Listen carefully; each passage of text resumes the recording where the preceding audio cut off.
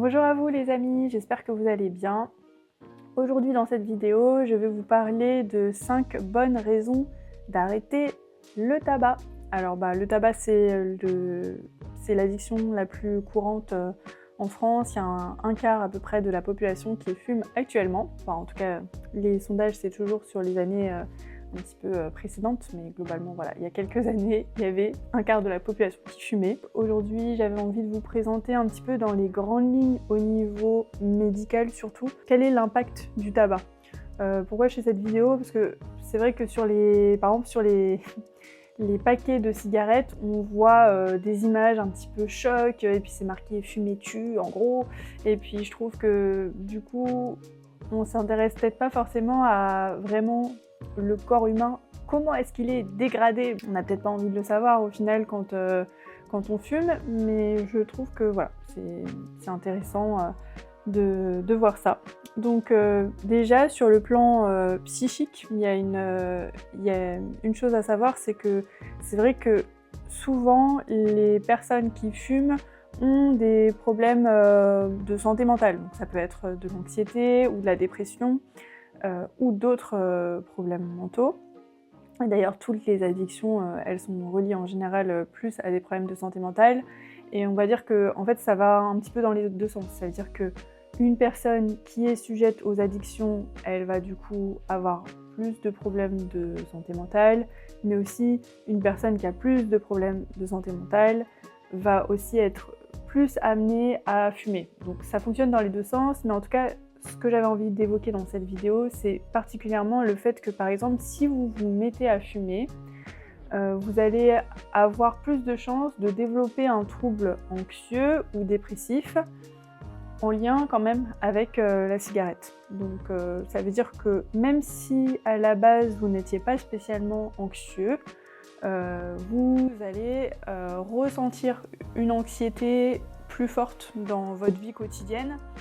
Pourquoi? Parce que en fait, l'addiction au tabac, au moment où vous consommez la nicotine, où vous consommez, je veux dire, le tabac, vous ressentez un effet de détente dans votre organisme, mais finalement, le reste du temps, un petit peu comme ce qui se passe pour certains médicaments, vous allez avoir votre corps qui va être en manque et qui va au contraire être un petit peu plus en stress. Et finalement, votre corps, c'est comme s'il va beaucoup plus appeler le stress. Et alors, il y a des gens qui ressentent pas du tout ça et qui vont vous dire bah oui, mais moi je fume, mais c'est uniquement pour me faire plaisir, c'est uniquement festif, etc. Mais il y en a d'autres où vraiment, petit à petit, c'est comme si le moindre petit stimuli, j'ai loupé mon train, j'ai le bus qui était en retard, il y a eu des bouchons, mon chef a crié sur un tel, enfin bref, n'importe quoi qui se passe dans votre vie va générer un stimulus un petit peu d'anxiété ou de stress et qui va appeler la cigarette. Donc finalement, on nourrit un petit peu un cercle vicieux de l'anxiété et on devient plus anxieux et c'est prouvé scientifiquement. Donc la seconde chose à savoir, ça je pense que vous l'aviez déjà en tête, mais c'est que évidemment sur le plan de votre respiration, le tabac il va petit à petit dégrader fortement votre capacité à respirer. Néanmoins, c'est pareil, je trouve que c'est intéressant de pouvoir le souligner, parce que généralement, une personne, quand elle a envie de fumer, typiquement, ça va être un peu « j'ai envie de prendre un bol d'air », quoi. Donc du coup, je sors dehors et hop, je fume. Oui, mais en fait, c'est contre-intuitif, mais finalement, cette cigarette, c'est aussi ce qui va restreindre votre capacité à respirer, quoi.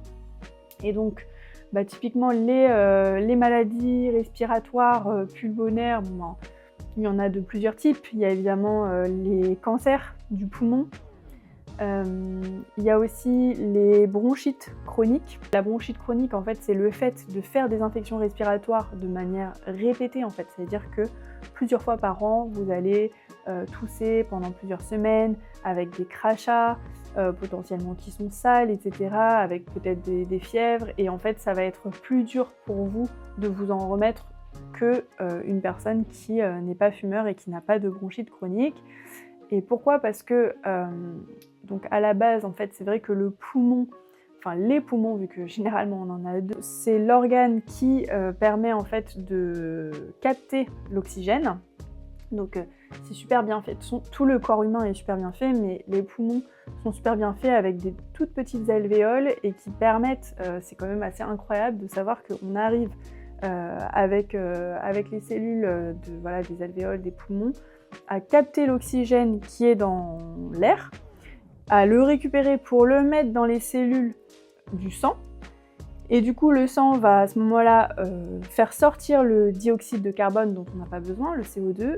Et voilà, il va y avoir cet échange qui est fait au niveau pulmonaire de le corps qui récupère l'oxygène et qui relargue le dioxygène.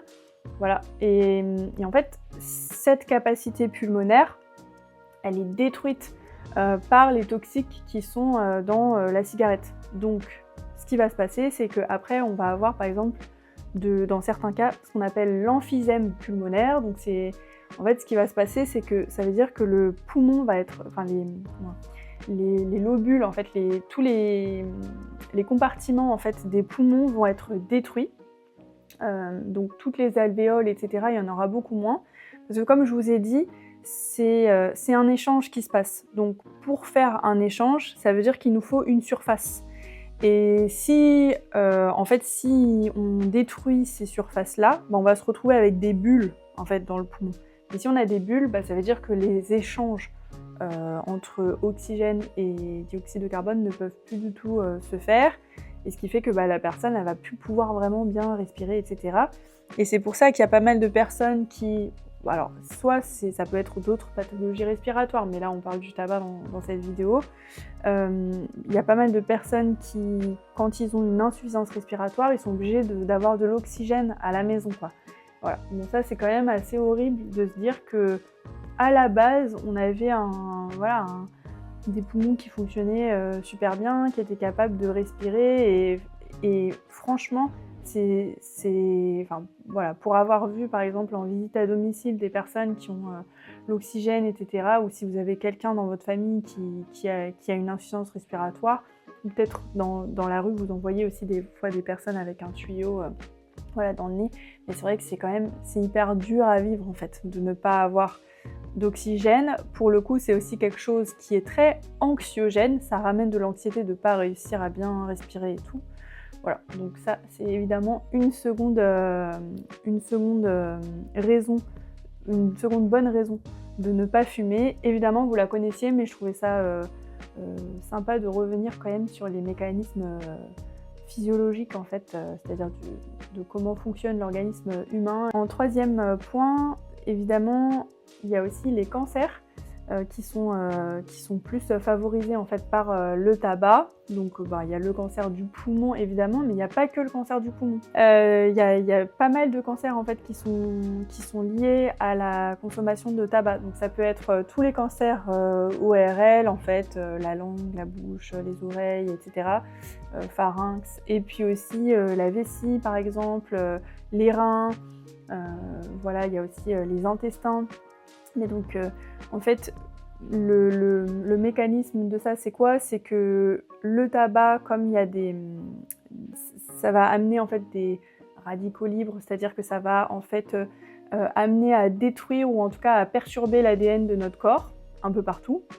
Et l'ADN, comme il est constamment en train d'être réparé, le corps va essayer de réparer du mieux qu'il peut tout le temps l'ADN pour que les messages d'ADN soient toujours corrects, mais par moment, il n'est pas capable de réparer, et en fait, les erreurs produisent des cancers. Donc évidemment, quand on a des toxines, alors il peut y avoir d'autres toxines, comme par exemple le soleil, la pollution, des expositions à des toxiques quand on a un métier particulier, etc. Mais en tout cas, voilà, le tabac c'en est un clairement, et du coup, ça favorise tout type de cancer. Voilà.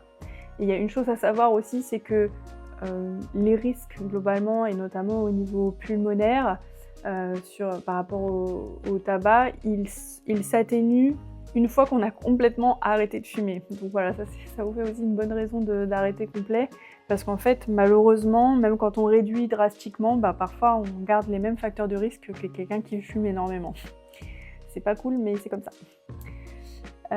Et enfin, dernièrement, donc, toutes les maladies qu'on appelle cardiovasculaires. Cardiovasculaire, ça veut dire quoi? Ça veut dire du cœur et des vaisseaux. Elles sont favorisées aussi par la consommation de tabac. Donc, typiquement, il y a l'infarctus et l'AVC, c'est-à-dire en fait, c'est quand on a, je reviendrai là-dessus dans des petites vidéos, mais ce sont des obstructions en fait. Donc, obstruction, je ne sais pas si c'est clair pour tout le monde, mais en fait ça veut dire quand un vaisseau est bouché en fait, au niveau du cœur ou au niveau du cerveau. Ça c'est à cause d'une plaque de cholestérol, et en fait le cholestérol c'est favorisé par la consommation de tabac. Bizarrement, mais c'est comme ça, en tout cas un peu pour tout le monde. Et aussi, le tabac il favorise le diabète de type 2. Voilà, c'est l'excès de sucre dans le sang, mais c'est quand même favorisé par la consommation de tabac. Donc c'est vrai que du coup, si vous fumez, ça vous fait plus de chances en fait de développer par exemple de l'hypertension artérielle, des infarctus, des AVC, du diabète, etc. Donc encore une bonne raison voilà, d'arrêter. Et la dernière raison voilà, que j'ai envie d'évoquer avec vous aujourd'hui, donc la 5e, c'est sur votre portefeuille. Donc voilà, sur vos finances, moi je vous invite vraiment à calculer. Parfois il y a aussi il y a des applications que vous pouvez avoir et qui peuvent vous faire aussi ce calcul-là, mais vous pouvez calculer tout simplement quel est le budget que vous avez par jour que vous allouez aux cigarettes. Donc par exemple, imaginons que ça soit 10 € par jour ou 50 € par semaine. 50 € par semaine sur une année complète, ça va vous faire peut-être, je pense, 2500 € de tête, à peu près, ou quelque chose comme ça. Mais avec 2500 €, qu'est-ce que vous pourriez faire d'autre en fait? 2500 €, je pense que c'est peut-être un voyage en Amérique du Sud ou quelque chose comme ça. Donc voilà, je vous invite vraiment à faire le calcul de l'argent que vous dépensez dans la cigarette et voir qu'est-ce que vous auriez envie spontanément de faire avec cette somme d'argent sur une année. Cette vidéo est terminée et donc je vous invite à la liker si vous l'avez appréciée, et puis n'hésitez pas aussi à me dire en commentaire s'il y a un des points qui vous a plus particulièrement touché, ou s'il y avait aussi des informations dont vous n'aviez pas connaissance voilà, et qui vous ont marqué. Et abonnez-vous aussi à la chaîne pour recevoir du nouveau contenu. Et puis je vous dis à très bientôt pour de nouvelles vidéos. Ciao ciao!